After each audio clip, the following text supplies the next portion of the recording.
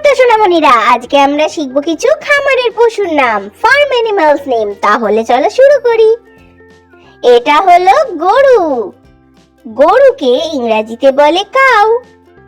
গরু আমাদের দুধ দেয়। সেই দুধ থেকে ছানা, ঘি, মাখন আরো অনেক কিছু তৈরি হয়। এটা হলো ছাগল। ছাগলকে ইংরেজিতে বলে গোট। ছাগল আমাদের দুধ আর মাংসের যোগান দেয়। ছাগলকে খুব সহজেই পালন করা যায়। এটা হলো মহিষ। মহিষকে ইংরেজিতে বলে বাফেলো। মহিষ আমাদের ঘন দুধ দেয়। সেই দুধ থেকে ঘি, মাখন, ছানা, পনির ইত্যাদি তৈরি হয়। এটা হলো ভেড়া। ভেড়াকে ইংরেজিতে বলে শিপ। ভেড়ার লোম থেকে উল তৈরি হয়। উল দিয়ে শীতের পোশাক যেমন সোয়েটার, টুপি, মাফলার ইত্যাদি তৈরি হয়। এটা হলো মুরগি। মুরগিকে ইংরেজিতে বলে হেন। মুরগি আমাদের ডিম দেয় আর মুরগির মাংসও আমরা খাই। ডিম একটি স্বাস্থ্যকর ও পুষ্টিকর খাবার। এটা হলো হাঁস। হাঁসকে ইংরেজিতে বলে ডাক।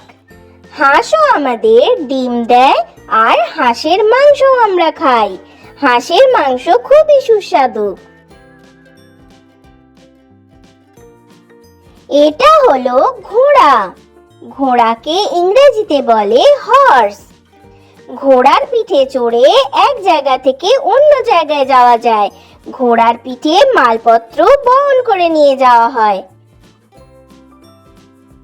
এটা হলো বলদ বা ষাঁড়, যাকে ইংরেজিতে বলে অক্স।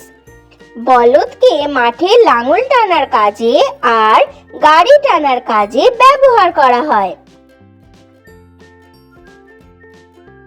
এটা হলো শূকর। শূকরকে ইংরেজিতে বলে পিগ। শূকর পালন করা হয় শূকরের মাংসের জন্য। শূকরের মাংস খুবই পুষ্টিকর এবং সুস্বাদু। এটা হলো কুকুর। কুকুরকে ইংরেজিতে বলে ডগ। কুকুর যেমন খামার পাহারা দেয়, তেমনি অন্য পশুদেরকেও রক্ষা করে। এটা হলো গাধা। গাধাকে ইংরেজিতে বলে ডঙ্কি। গাধা ভারী ভারী মালপত্র বহন করতে পারে।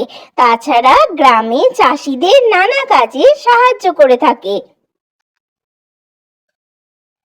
এটা হলো খরগোশ। খরগোশকে ইংরেজিতে বলে র‍্যাবিট।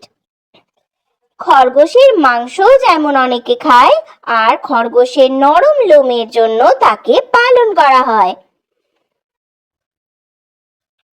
এটা হলো টার্কি। টার্কিকে ইংরেজিতেও বলে টার্কি। এই টার্কি পাখিকে তার সুস্বাদু মাংসের জন্য খামারে প্রতিপালন করা হয়। এটা হলো উট। উটকে ইংরেজিতে বলে ক্যামেল। উট হলো মরুভূমির জাহাজ। মরুভূমিতে যাতায়াতের জন্য মানুষ উটকে ব্যবহার করে। উট মালপত্র বহন করে। এটা হলো মৌমাছি। মৌমাছিকে ইংরেজিতে বলে হানি বি। মৌমাছির তৈরি মৌচাকে থাকে অনেক মধু।